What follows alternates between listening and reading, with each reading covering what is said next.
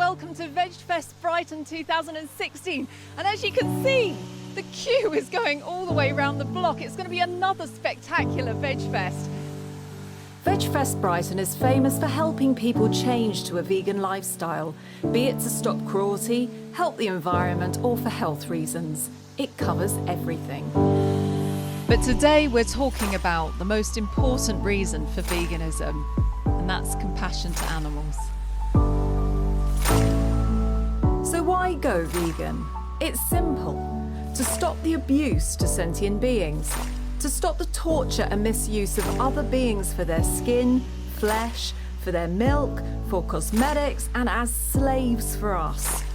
So what do the people think about compassion? I'm Anneka, what's your name? Claudia. Are you vegetarian already? No, we're not. But we're waiting to make the step. What is it that's motivating you to look to make the change? Compassion about the animals, and also like we love vegetables and all this stuff, so it's not gonna be that bad. Hello, hi, what's your name? Sue Fox. You must be vegan already. Yeah, of course. No other way to be. What do you think is compassion for animals? Compassion is seeing them as an individual with a family. The same with sheep and the same with hens. Hello, and what are you doing here today? Just loads of food. We're gonna fill up. Are you guys vegan already? Yeah, 6 years. How do you feel about compassion to animals? Recently we had the horse meat issue, and if people are stressing about horse meat, shouldn't we be stressing about all the other animals that go through it constantly? I mean, the dolphin, the selfie thing that went on, how can we be stressed about this when there are so many unseen things going on in the world that cause so many more problems? Do you think it's hypocritical if, say, for instance, somebody's out there saving the lions, but they go home in the evening and they tuck into a big steak? Absolutely. I mean, it's just the fact with the lion, it's the fact that they gave the lion a name. It's like, well, if you gave every single cow in a field a name, would you feel the same about that?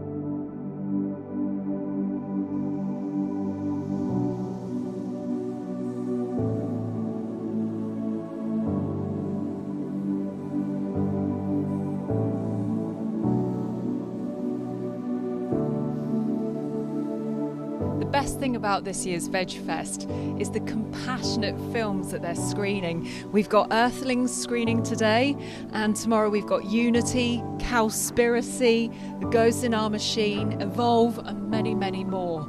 These are wonderful, compassionate films which are here to educate people about animals and to change the world.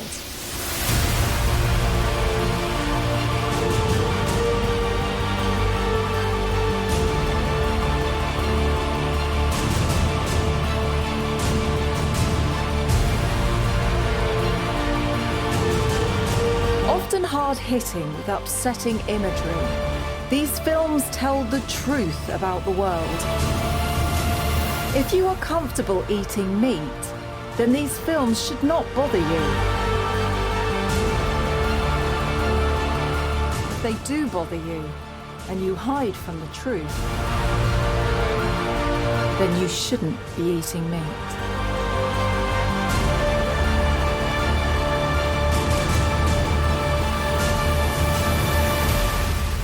I caught up with vegan filmmaker Maria Slough to find out her thoughts about the use of film to influence the masses about compassion to animals. So you've just made a wonderful film, haven't you, to highlight atrocities to animals. Can you tell us more about that film? Yeah, it's not due out till the summer, and it's a short film, and it basically depicts the life of a bear in a single bear biofarm.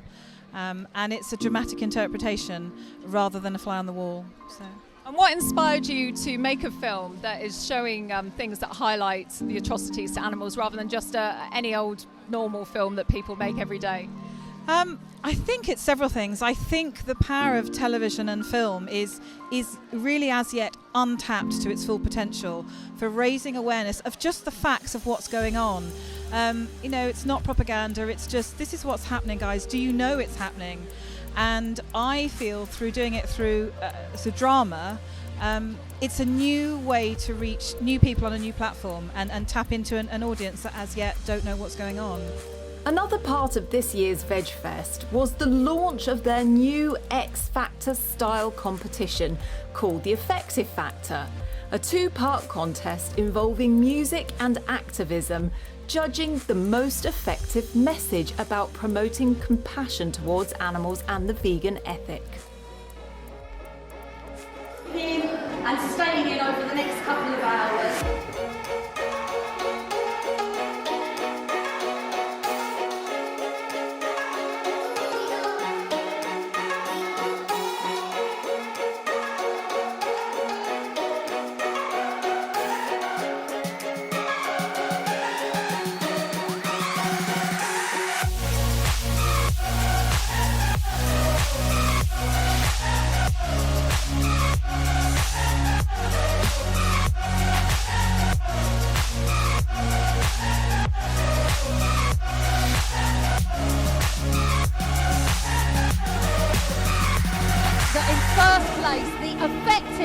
Winner of VegFestUK Brighton 2016 are Slough. Thank you so much, guys. Thank you. After the show, I caught up with fellow judge and comedian Jake Yap to talk about compassion. Well, we've just been judging the faxative factor. I think that's right, is it? Effective factor. Which was very exciting. It was a music contest. I mean, some of that is a bit of a loose term, but it was very good. It was all people singing songs which have a sort of a vegan activism theme, and I have to say the standard was very high, Anneka, wasn't it? It was very high. So how effective do you think music is at getting across compassion to animals and veganism? Yeah, complete waste of time. But you know, their hearts are in the right place, and that's the important thing. No, of course not. I think it's a really good. I think it's the best way. For me, it's sort of the same thing. If you can find a universal medium in which to, like a sort of sugar-coated pill, push your agenda, frankly, it really helps. Veggie Vision's Karin was on hand to lend her thoughts about the day's events. Tell us about today. There's been a lot of things going on. Of course, we've had this effective factor, which is like an X factor type of thing, where people are promoting compassion to animals through music. We've got talks going on. We've just had, what's the talk that you've just hosted just now? Well, it was the effective factor, but more for the activism side of things. And the audience was fantastic. It's standing room only. And we had these lovely people standing up, talking about the ways that they spread the vegan message. And, you know, it's from a t-shirt company to, someone who does artwork, to someone that goes into schools and does school talks, to the winner, which was an out-and-out winner. Everybody was on the edge of their seats, called Vegan Geezer. And he's inspiring people to make YouTube programs and to share the vegan message through YouTube. But the core issue for me with veganism and why most people go vegan is because they just don't want to hurt animals. So it's wrong to be cruel to animals. It's completely wrong. Why do we do it? You come to the VegFest and you can eat and drink and wear clothes and be inspired, and not one animal has to be harmed. Now, one thing that VegfestUK has are plenty of animal charities that are compassionate to animals. Now, one of my favourite animal charities is the Humane Society International. I caught up with Claire Bass just to find out about their latest campaigns. So how much do you think that Humane Society International is influenced by compassion to animals? It absolutely runs through our veins. It's what we exist for. So, and I think particularly for HSI, we place enormous importance on the compassion to all animals. So from the smallest mouse to the biggest whale, it doesn't, matter how big they are, where they live, how they're affected by humans. They all need protection and they all need to be, treated with kindness. In your opinion, how important do you think single-issue campaigns are influencing people? Because of course you can have a campaign, save the whale, save the rhino, and there's a lot of vegans that argue, well, that's speciesism, that you're asking people to value one animal over another.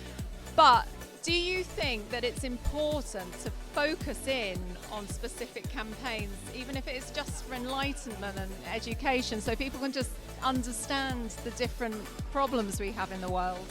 Well, I mean, predominantly we campaign on this very wide range of issues, for the benefit of the animals primarily. And I think we do find that people have different kind of entry points into a more enlightened and more compassionate approach to animals. So for some people it might be, seeing a mouse that's stuck on a glue trap, say, and they're just horrified by that and realise that actually they want to do something about that. They want to be more compassionate to that tiny, helpless creature. And that might then lead them to think about other animal issues and think about their diet and stuff like that. So I think there's definitely a place for focused campaigns that help animals. I think it would be lovely if the whole world went vegan overnight and all the farm animals, were not in cages and all the wildlife was protected and all the street animals were cared for. But it's not going to happen realistically overnight. So I think the difference that you can make to individual animals' lives in the moment, in the short term, is key, and it helps people on board in the longer term. Well, it's been a long day, and after listening to some wonderful music, including the compassionate vegan music of Jarvis Smith, I caught up with him just to find out exactly what has influenced him. Do you use your music in order to influence people for compassion towards animals? Not directly. My music is really about compassion across the board, but ultimately related to nature. So of course nature includes animals, the planet and everything that goes with that. So absolutely, but not directly. To myself, just take me home, back to the past or the future. Rock it up my ass, I might have to skelter. Poison will be the death of me. Maybe I live in chronic tears for me. The love of my life is ecstasy. Living in the world, so don't test me. What you say? What you say? What you say? What you say?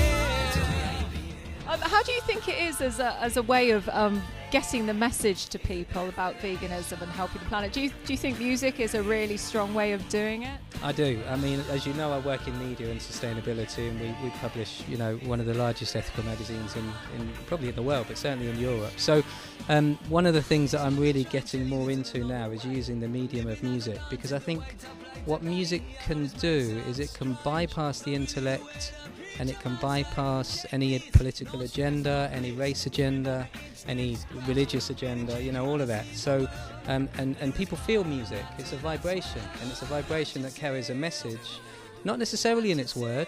It could be in its frequency of sound or in its rhythm. And what I've done is studied sacred sound for many years. So the rhythms that you would hear in Africa or in the West Indies, which are more of a kind of pulsating, pelvic kind of moving. Love is not a journey, it's a destination. It's a destination.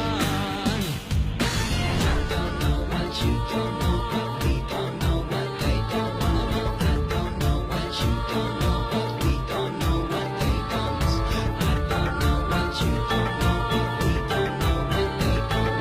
I don't know what you don't know, but we don't know what they don't. Love is not a journey, it's a destination. It's a destination. That type of music changes the frequency of a person's well-being, and so I'm very much about using music in that way. And if compassion is the point that you can hit in people, i.e. straight to the heart, then that's got to be the most important message. Ultimately it's love, but if we can start with compassion, then That's lovely, I like that. Love is pretty good too.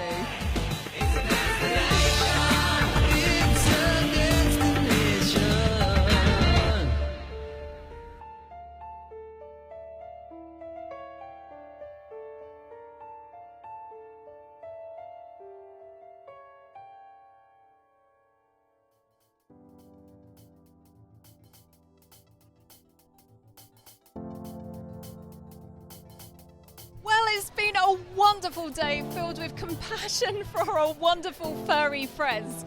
And I hope I've shown you at home how easy it is to let a little bit of compassion into your life. It might just save the world. Bye for now.